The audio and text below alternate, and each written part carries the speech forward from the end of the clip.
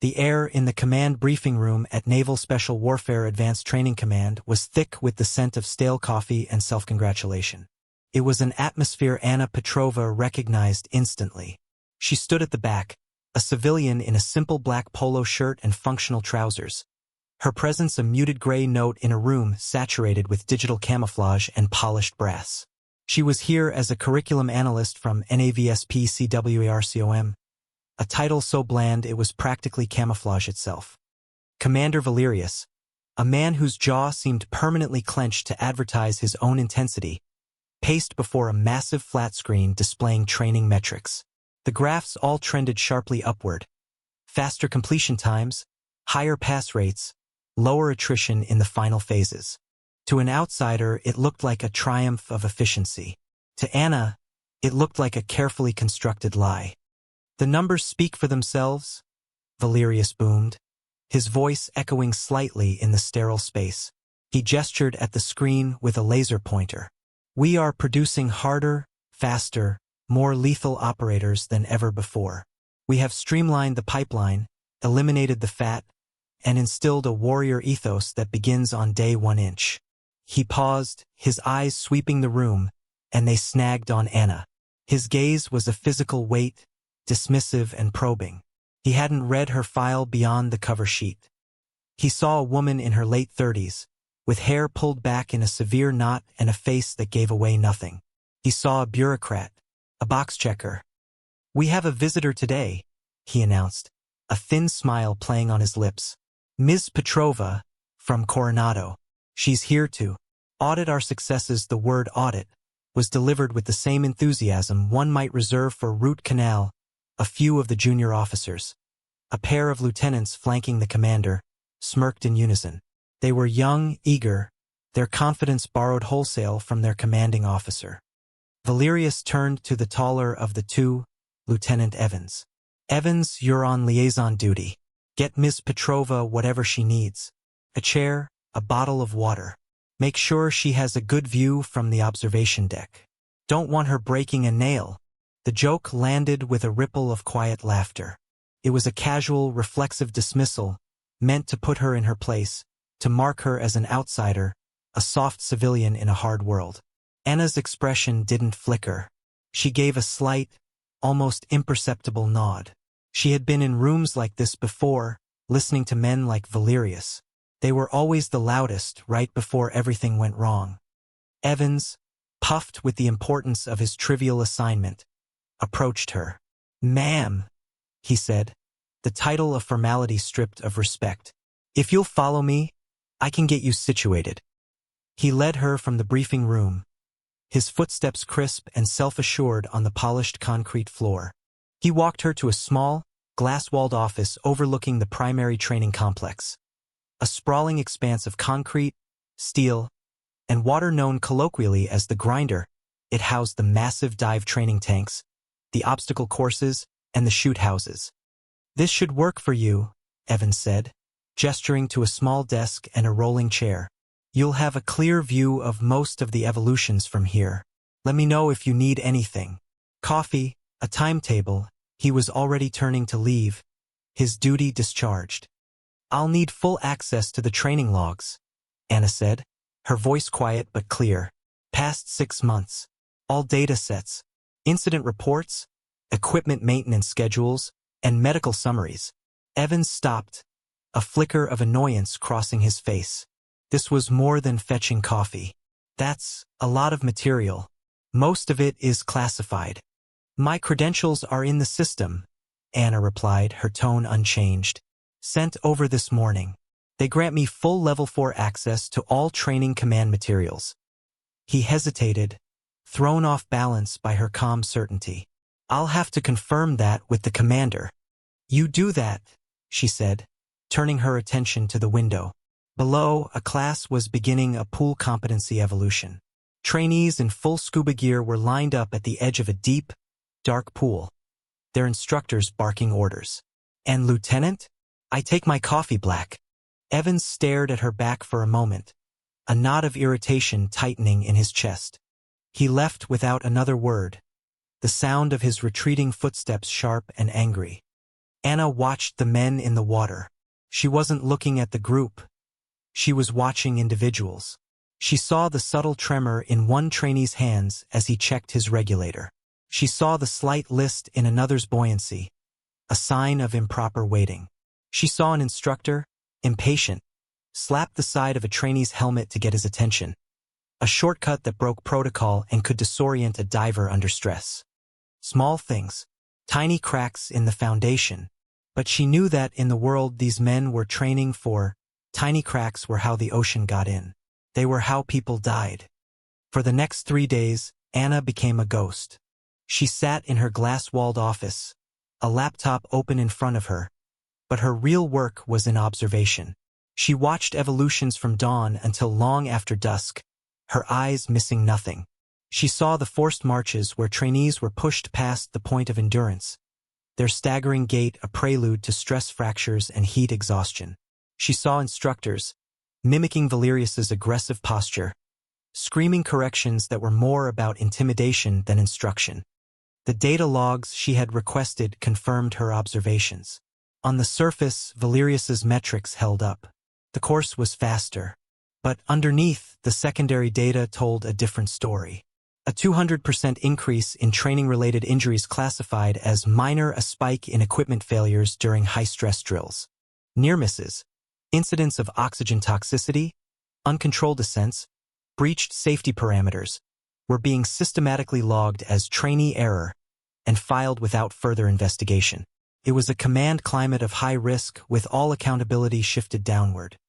On the 4th day, she walked the dive locker, the air thick with the smell of neoprene and ozone. She moved between the rows of drying equipment, her fingers lightly tracing the hoses of a closed-circuit rebreather. "Looking for something, ma'am?" The voice was low and gravelly. She turned to find a Master Chief Petty Officer leaning against a workbench. He was older than the other instructors, his face a roadmap of sun and sea, his eyes a pale, tired blue. His name tape read Thorne. He was the lead instructor for the dive phase, a legend in the community. "Just looking," Anna said. "Master Chief Thorne." He nodded slowly, his eyes appraising her not as a bureaucrat, but as something else he couldn't quite place. He had seen her watching. He'd seen the way she watched, not with the detached curiosity of a visitor, but with the focused, analytical gaze of a practitioner. "You've been in the water before," he stated. It wasn't a question. "A long time ago," she said, her hand coming to rest on the scrubber canister of a rebreather. She tapped it twice, a light, rhythmic sound. "This model has a flaw in the primary seal. Tends to degrade under repeated pressure cycles if the torque on the housing isn't checked after every single dive." Thorne's eyebrows rose a fraction of an inch. "That's not in the manufacturer's manual. That's something you learn the hard way." "The best lessons usually are," Anna said. She met his gaze. "Your maintenance logs show checks are being done weekly."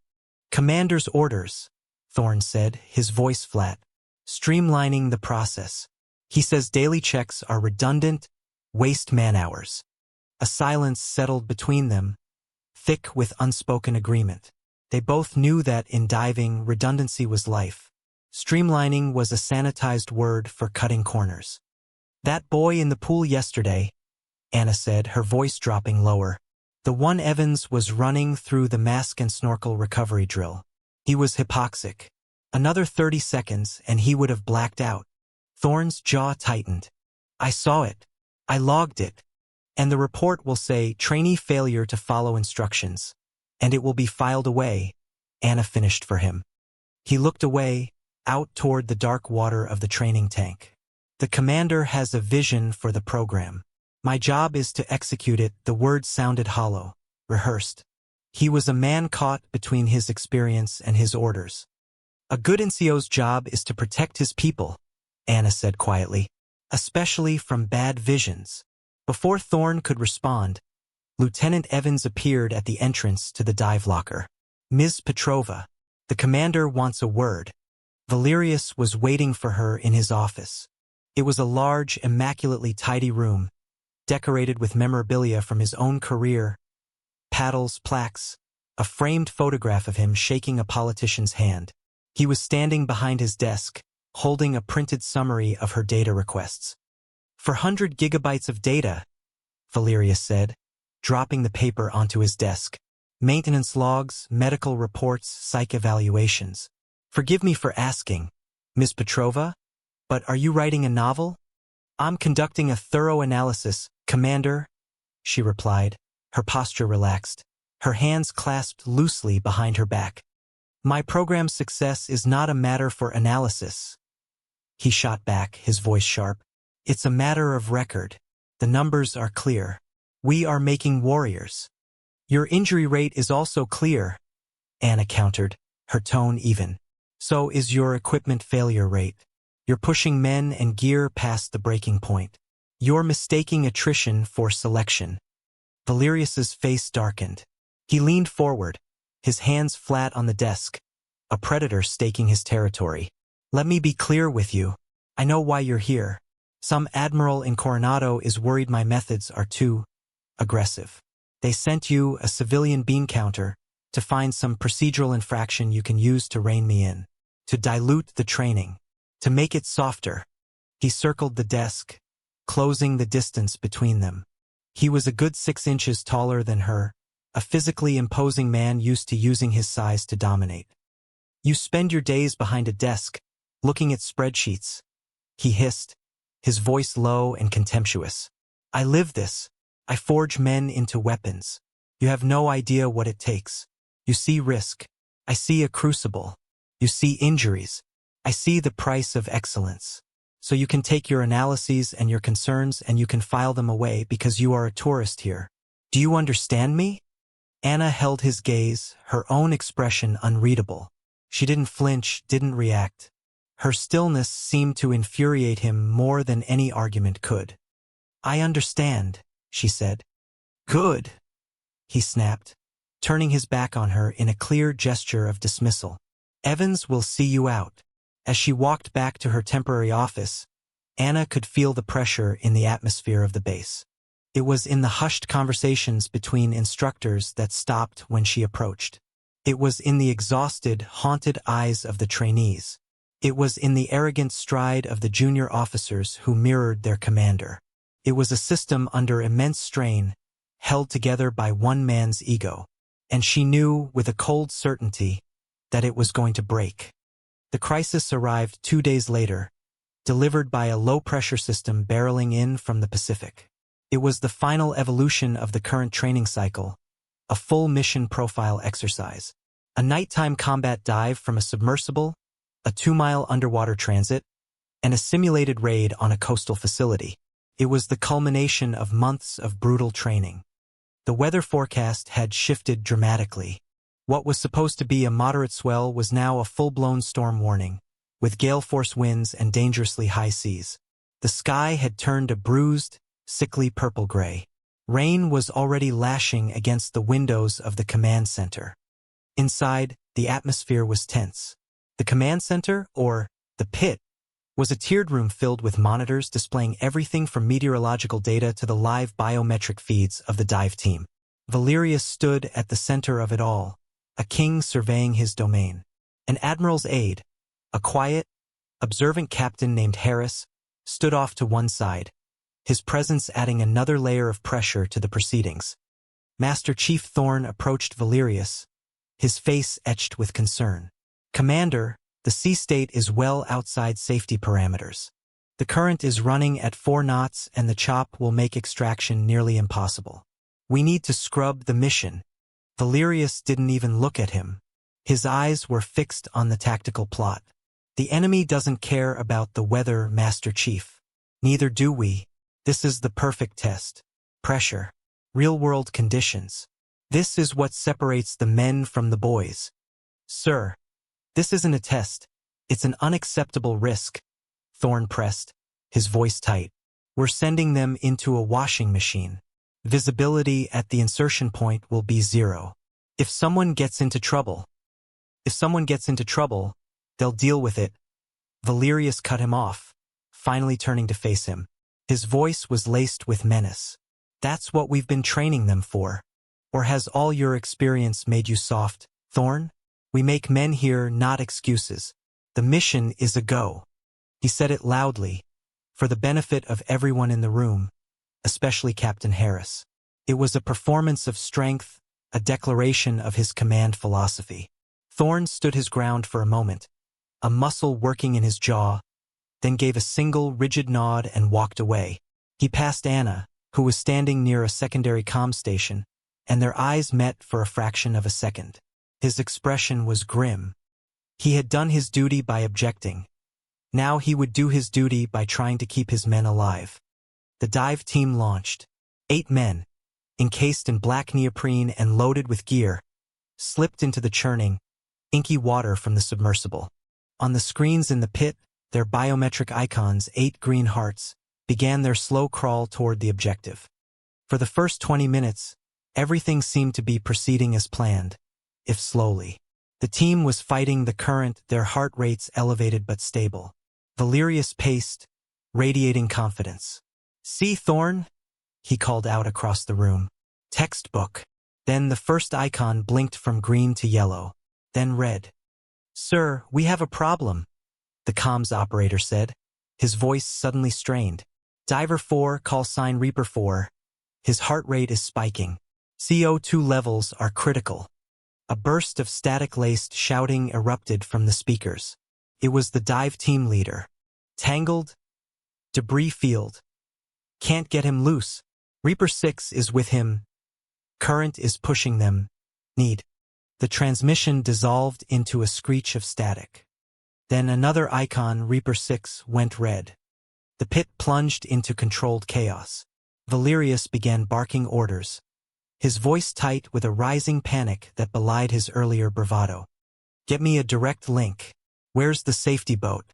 Get them on station. What's their position?" "They can't get a fix, sir," the operator replied, his hands flying across his console. "The divers' transponders are being scattered by the subsurface clutter. The safety boat is fighting the swell. They're 10 minutes out, minimum. 10 minutes is too long." Valerius roared. He grabbed a mic. "Safety 1, this is Trident. I want you to proceed at best possible speed to the last known coordinates." "Acknowledge." A frantic voice came back over the speakers. "Trident, we're taking waves over the bow. We push any harder, we're going to swamp." Valerius's commands grew more frantic, more contradictory. He was shouting at the boat crew, at the comms tech, at the tactical plot officer. He was a man losing control, his bluster evaporating under the heat of a genuine crisis, revealing the frightened, insecure core beneath. Lieutenant Evans stood beside him, pale and useless, a deer in the headlights. Captain Harris watched the entire meltdown with a cold, analytical stillness. Anna had been silent, her eyes locked on a secondary monitor displaying raw data from the tidal and current sensors. She processed the information, her mind a calm, quiet space in the heart of the storm. She saw the pattern Valerius was missing. He was trying to fight the ocean. She knew you had to work with it. She stepped forward, her movement purposeful, cutting through the noise. She stood beside the frantic comms operator. "Commander," she said, her voice cutting through the din like a surgeon's scalpel. It wasn't loud, but it had a quality of absolute focus that made everyone, including Valerius, turn to look at her. "Your rescue protocol is failing. You're going to kill those men." Valerius spun on her, his face a mask of fury and disbelief. "And who the hell are you two?" She didn't wait for him to finish. She ignored him completely, turning her full attention to the young comms operator. "Patch me into the safety boat's tactical channel. Use the encrypted net. Now." The operator hesitated, looking from her to the apoplectic commander. "Sir, do it," a new voice commanded. It was Captain Harris, stepping forward from the shadows. His eyes were fixed on Anna. The operator's fingers flew, and a low hiss filled the air. Anna leaned toward the microphone, her voice dropping into a calm, rhythmic cadence, the voice of a professional taking control. "Safety 1, this is an override command. Cease forward thrust. Kill your engines." "What? Who is this?" The boat coxswain yelled back over the sound of the storm. "We have orders from Trident." "Your orders have been rescinded," Anna said, her voice unwavering. "The current is setting you southwest at 4 knots. The divers are caught in the old pier pilings a half-mile offshore, not at your last known coordinates. Your GPS is useless. You're going to use the ocean. Kill your engines, deploy a sea anchor off your stern to hold your heading, and you will drift directly to their position. Do you copy?" There was a moment of stunned silence on the other end. Then, How do you know that?" "I can read a tide chart," Anna said flatly. "Execute." Valerius finally found his voice. "I am in command here, Ms. Petrova. Security, get her out of my command center," he bellowed, his authority crumbling into a petulant rage. 2 armed guards started to move toward her. "Commander, stand down," Captain Harris said again, his voice like cracking ice. He held up a tablet he'd been reading, the screen glowing in the dim light of the pit. He looked from the screen to Anna. "I apologize for the commander's outburst," Harris said, his voice now audible to the entire room. "He wasn't properly briefed on your credentials," he paused, letting the weight of the moment settle. "Petrova, service record sealed at the highest level. Instructor, Advanced Cold Weather Operations. Master Rating, Combat Diving and Submerged Demolitions. Qualified Expert, Long-Range Marksmanship." He looked directly at her, his eyes asking for confirmation. "The file lists a call sign. Is it still active?" "Baba Yaga?" The name fell into the room like a physical object. It wasn't a name spoken loudly or often. It was a piece of whispered lore in the teams, a ghost story about an operator who was the stuff of legends. One of the first women to complete the full training pipeline and serve in a direct action role under a long-since-buried pilot program. The operator who wrote half the manuals on cold water rescue and high-angle sniping. A name that commanded a unique, almost mythical form of respect. The comms operator's jaw went slack. Lieutenant Evans looked as if he'd been struck by lightning. Across the tactical net, there was a click as a microphone was keyed. It was Master Chief Thorne, monitoring from the dive support station. His voice, stripped of all its earlier weariness, was crisp and clear. "Copy that, Yaga. All stations, on your command." The shift was instantaneous. It was an abdication and an affirmation all in one. In that single sentence, the entire command structure of the room, of the entire operation, realigned itself. Authority, which had been vested in Valerius's rank, collapsed. Leadership, which was vested in Anna's competence, took its place. Valerius stared, his face ashen, the color draining from it as if a plug had been pulled. He opened his mouth, but no sound came out. He was a hollow man, his pretense of command stripped away to reveal nothing underneath. Anna paid him no mind. She was already working. Her focus was absolute, a bright, unwavering light in the swirling chaos. "Safety 1, report your status," she commanded into the mic. Engines are off. Sea anchor deployed." The coxswain stammered, his voice now laced with awe. "We're holding steady." "Good. Now listen carefully," Anna said, her eyes scanning the data streams. "Your drift will take you into the debris field from the north. The tangled divers are on the southern edge of the main piling cluster. You will not see them until you are on top of them. I need you to rig a rescue line with a weighted carabiner. You're going to throw it blind, on my mark. For the next 20 minutes, Anna Petrova conducted a symphony of rescue. Her voice was the only calm thing in the storm. She directed the second safety boat to a flanking position, using its searchlights not to find the divers, but to backlight the waves, creating silhouettes that would allow the primary boat to see the pilings. She had the comms operator patch into the divers' individual comms, speaking to them directly, her voice a steady, hypnotic rhythm cutting through their panic. "Reaper 4, listen to me. Control your breathing. You're hyperventilating. You have to lower your heart rate. Breathe with me. In for 4. Hold for 4, out for 4. She was a doctor performing remote surgery, a pilot talking another down through a storm, a commander leading her troops. She saw the entire operation in 3 dimensions, a complex interplay of wind, water, and human physiology. She anticipated every problem, solved every contingency. "Safety 1, stand by to throw," she said, her eyes on the telemetry. "On my mark. 3 to 1. Mark. Throw 20 degrees off your port bow. Aim for the second wave crest." There was a pause, then an excited shout over the radio. "We have them. We have a line on them. They're hooked." A collective breath was released in the command center. The tension didn't break, but it transformed from the sharp edge of disaster to the focused strain of hard work. Anna guided the extraction with the same meticulous precision. She coordinated the delicate process of pulling the divers free of the entanglement without fouling the lines or injuring them further. She had their biometric data fed directly to the on-site medic, giving him a head start on their treatment. When the call finally came, Reaper 4 and Reaper 6 are aboard Safety 1. They are conscious and stable.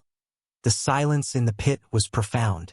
It was the silence of awe, of shame, of a world turned upside down.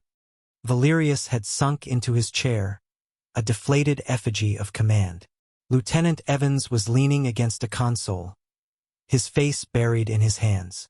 Captain Harris simply watched Anna, his expression one of deep, professional respect. Anna showed no sign of triumph.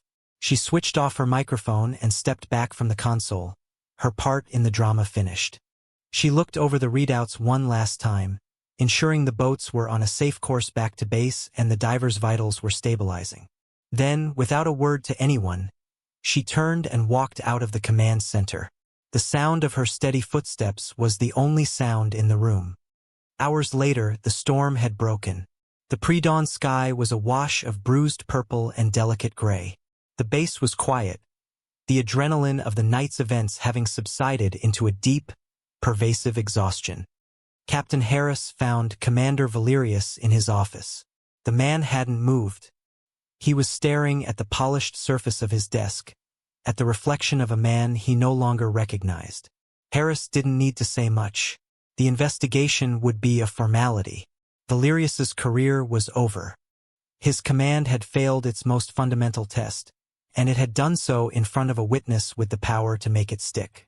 His obsession with metrics had created a system so brittle it shattered at the first touch of reality. Lieutenant Evans sought out Master Chief Thorne in the now-silent mess hall. The young officer looked humbled, broken. "Master Chief," he began, his voice barely a whisper.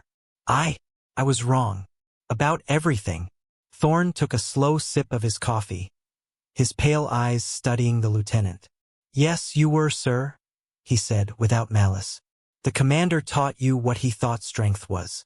Shouting, taking risks, breaking people. Last night you saw what real strength looks like. It's quiet, it's patient, and it knows when to say no." He took another sip. "Remember that. It might save your career. It might even save someone's life one day." Anna was not in the mess hall or in any of the offices. She was in the dive locker, the same place she had spoken with Thorne days earlier. The air was still thick with the smell of salt and neoprene. The 2 recovered rebreathers from the incident were laid out on a workbench, carefully disassembled. She worked under the stark white fluorescent lights, her hands moving with an economy and precision that was mesmerizing. She was cleaning each component, inspecting it not just for damage, but for the story it told. She found what she was looking for on the primary regulator of Reaper 4's unit. A tiny, almost invisible stress fracture near the seating of the main valve. It was exactly the kind of failure that came from repeated, uninspected pressure cycles. A failure born of streamlining, a failure predicted in the data Valerius had dismissed. She meticulously documented it with her phone's camera, her movements calm and methodical. This was the final piece of her report, the period at the end of the sentence, the quiet, irrefutable evidence that would ensure a man like Valerius never held command again. The door to the locker hissed open and Master Chief Thorne walked in. He didn't speak for a long moment, simply watching her work.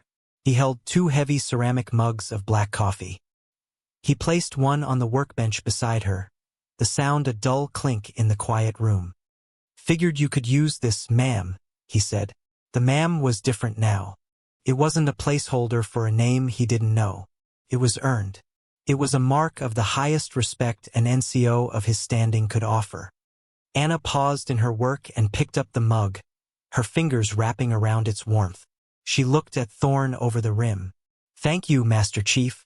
"No," he said, his voice low and sincere. "Thank you." They stood in a comfortable silence for a moment, two professionals sharing a quiet understanding that needed no more words. It was an acknowledgement of a shared ethos, a commitment to standards and to the lives of the people they were sworn to protect. Thorne eventually nodded and left her to her work. Anna took a sip of the coffee. It was hot, black, and bitter, tasted like victory. Not the loud, boisterous victory Valerius chased, but a quiet, solemn one.